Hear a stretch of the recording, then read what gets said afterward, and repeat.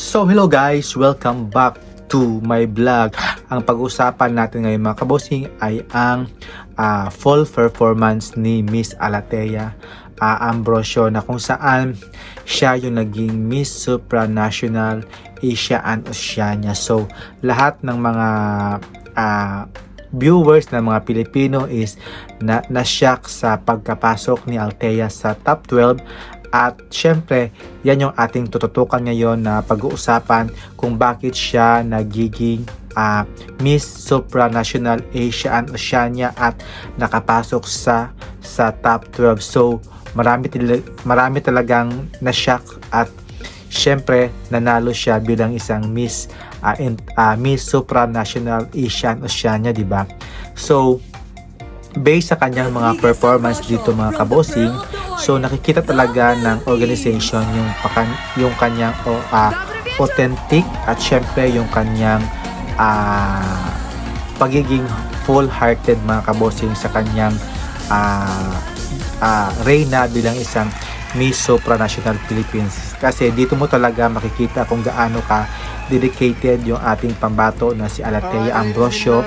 Kahit sabihin natin na maraming nagbabash sa kanya at syempre hindi talaga na-convince sa kanyang performance, pero sa internationally binigyan niya talaga lahat yung kanyang yung powers niya para mairaos talaga yung kanyang competition na ito. At syempre magiging proud naman yung ating mga kababayan sa kanyang ginawa. Ako din naman proud sa kanya kasi nakatungtong siya sa top 5 at syempre naging Miss Supranational Asian Oceania niya.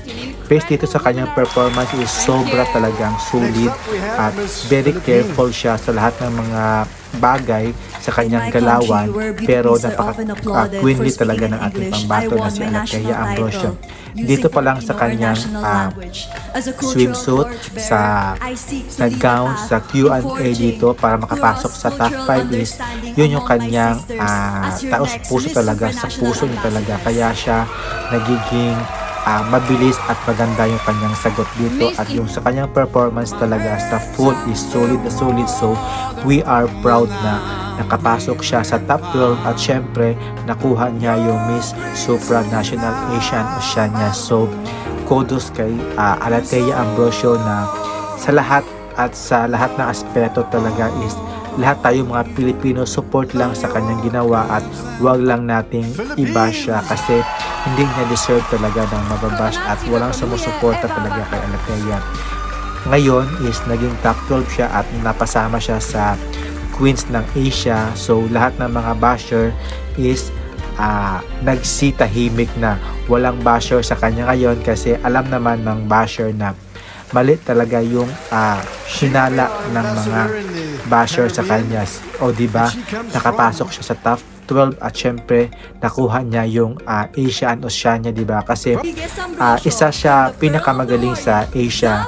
Kung either Indonesia or siya yung makapasok sa top 5, pero yung pinasok nila is si Indonesia kasi may nakita na something kay Indonesia na wala sa Philippines, pero siya yung choices also na makapasok sa top 5, either Indonesia or Philippines. So kudos talaga kay Alathea Ambrosio sa kanyang laban. So good job and congratulations kay Alathea. Ito yung kanyang full performance na pinag-igihan talaga niya at ay todo support sa kanya. So what do you think mga kabosings? Happy ba kayo sa resulta at naitaguyod ni Alathea Ambrosio yung kanyang laban sa Miss Supranational? Sa akin is approve, at least nakapasok tayo sa top 12. So congratulations and kudos kay Alathea Ambrosio. So maraming salamat po guys, at see you in my next vlog. Bye bye, keep safe po, subscribe please, bye bye.